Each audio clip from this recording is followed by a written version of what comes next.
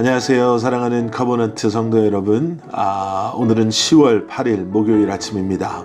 오늘도 말씀으로 하루를 시작하시는 여러분들의 삶 가운데 하나님의 은혜와 또 능력이 함께 하시기를, 그렇게 힘차게 이날 하루도 시작하시는 여러분들의 삶 되시기를 기도하겠습니다. 오늘 우리에게 주시는 하나님의 말씀 제가 봉독해 드리겠습니다.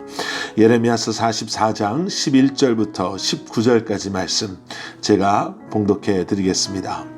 그러므로 만군의 여호와 이스라엘의 하나님께서 이와 같이 말씀하시니라.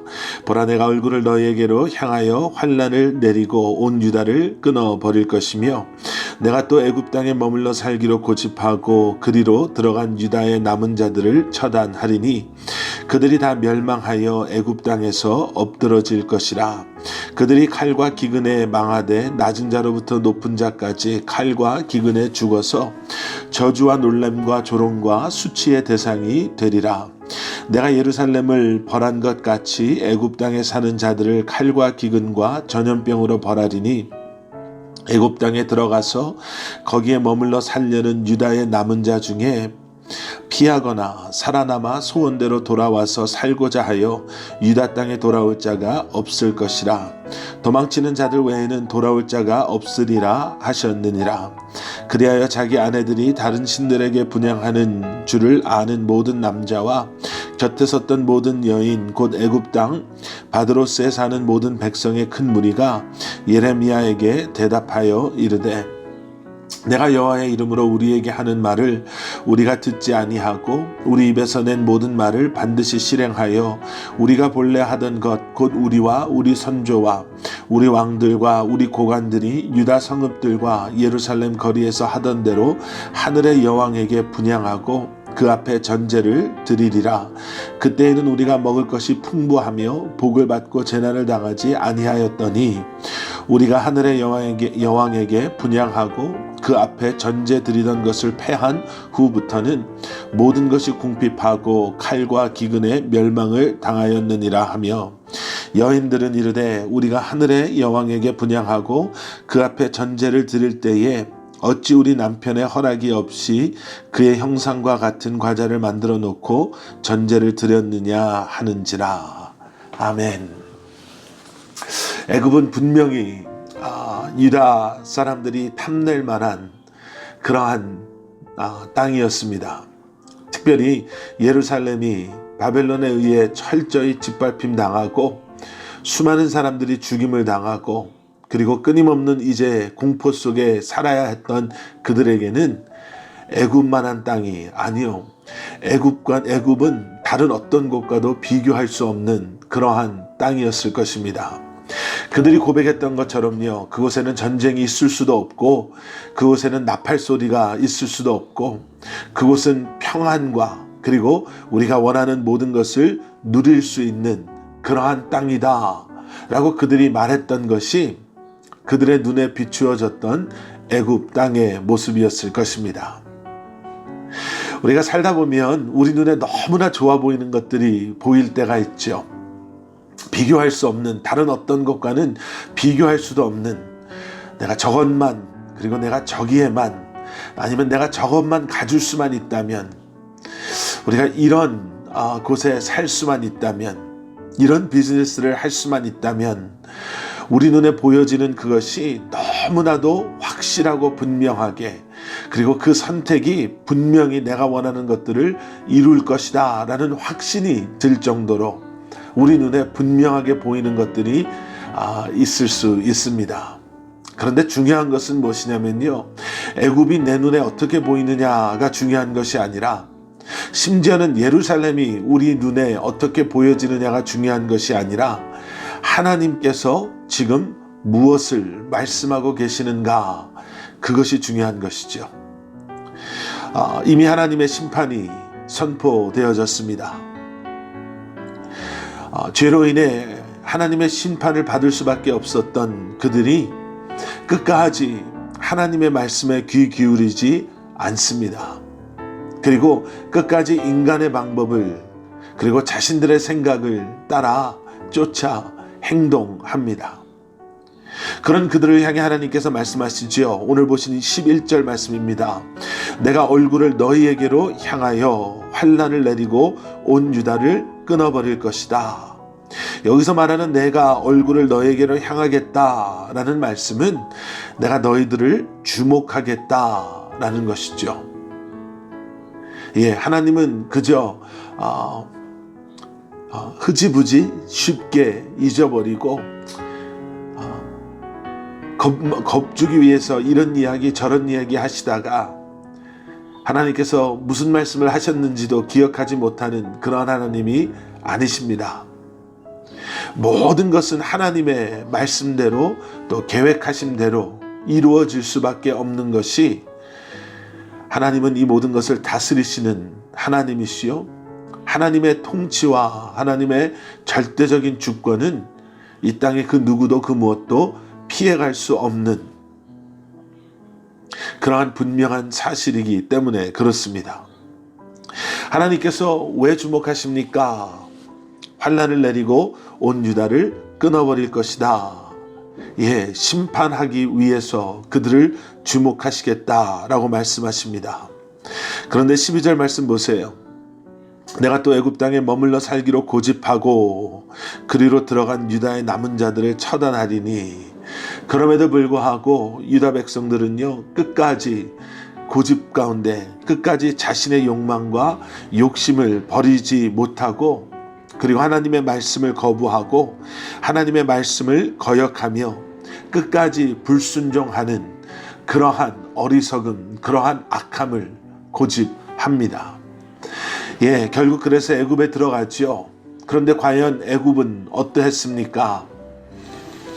우리가 오늘 말씀을 통해서 볼 수 있는 것이 크게 두 가지가 있습니다. 하나는 무엇이었냐면요, 결국 애굽이 그들이 원했던 그러한 땅이 아니었다라는 거지요. 애굽 역시도 하나님의 심판을 피해갈 수 없었습니다. 하나님은 말씀하시죠. 그러한 애굽에 있는 그들이 하나님의 심판을 벗어날 수 없다라고 말씀하십니다. 그들이 다 애굽에서 멸망하여 그 땅에서, 애굽 땅에서 엎드러질 것이다. 그들이 칼과 기근에 망할 것이고 낮은 자로부터 높은 자까지 칼과 기근에 죽어서 저주와 놀람과 조롱과 수치의 대상이 될 것이다. 계속해서 13절에서는요, 기근과 전염병으로 벌하실 것이다 라고 말씀하십니다.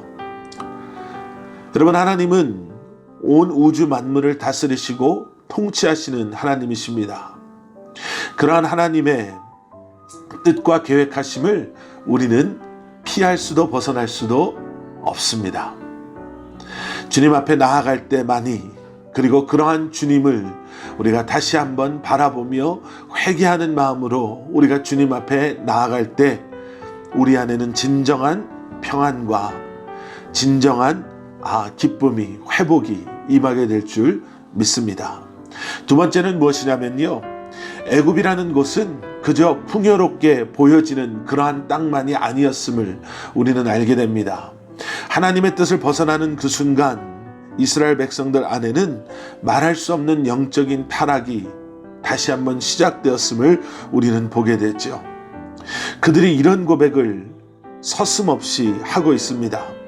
우리가 하늘의 여왕에게 분향하고 우리가 그 앞에 전제 드릴 때 우리에게는 먹을 것도 풍부하고 복을 받고 재난당하지 않았었는데, 18절 말씀, 하늘의 여왕에게 분향하고 그 앞에 전제드리던 것을 패한 후부터는 모든 것이 궁핍하고 칼과 기근에 멸망을 당하였다. 여러분, 이게 얼마나 어리석고 무서운 고백입니까? 영적으로 그들이 얼마나 무지하고 그들의 마음이 얼마나 딱딱해지고 강팍해졌으면 여러분, 이러한 고백이 이제는 그들의 입을 통해서 고백되어지고 있는지 우리는 다시 한번 귀 기울여 우리가 들어볼 수 있어야 합니다.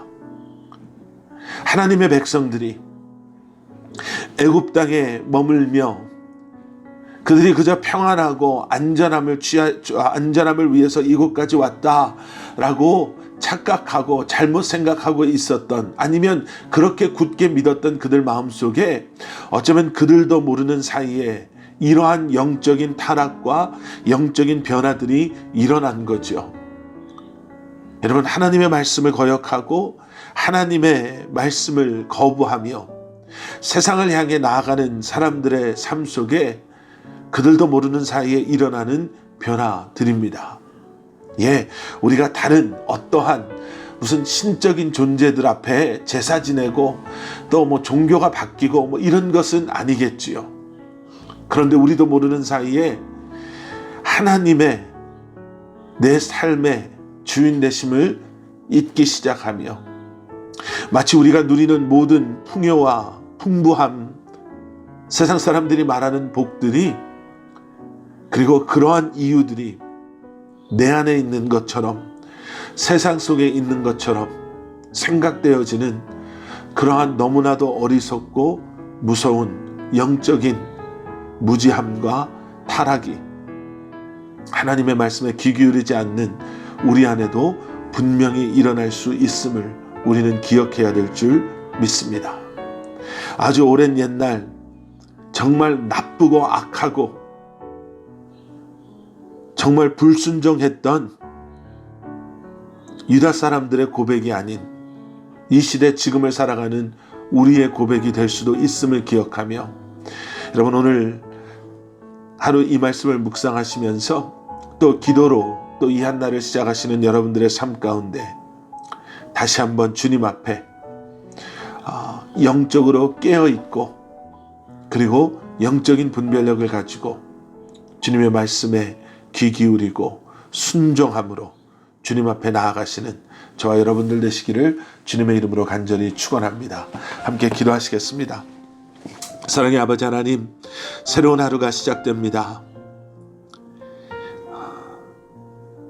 어제와 또 다른 어떤 날과 다름없이 같은 시간에 일어나서 같은 삶의 루틴을 시작하며 어쩌면 어제와도 똑같은 삶을 살아가는 것처럼 보이는 우리의 삶의 모습이 될 수는 있지만, 다시 한번 아버지 하나님, 우리에게 새날을 허락하여 주시고 새 생명 주시고 또 우리를 부르시고 또 우리에게 소명과 또 이 한날을 살아가야 할 이유와 목적 주신 주님의 음성에 말씀에 귀 기울이며 다시 한번 순결함으로 그리고 순종함으로 이 한날 주님과 동행하는 저희 한 사람 한 사람 되게 하여 주시옵소서. 모든 은혜와 축복과 평안과 기쁨과 감사의 이유가 주님 안에 있음을 기억하며 늘 감사하는 마음으로, 그리고 주님을 예배하며 찬양하는 마음으로 이 한날을 살아가는 저희 한 사람 한 사람 되게 하여 주시옵소서.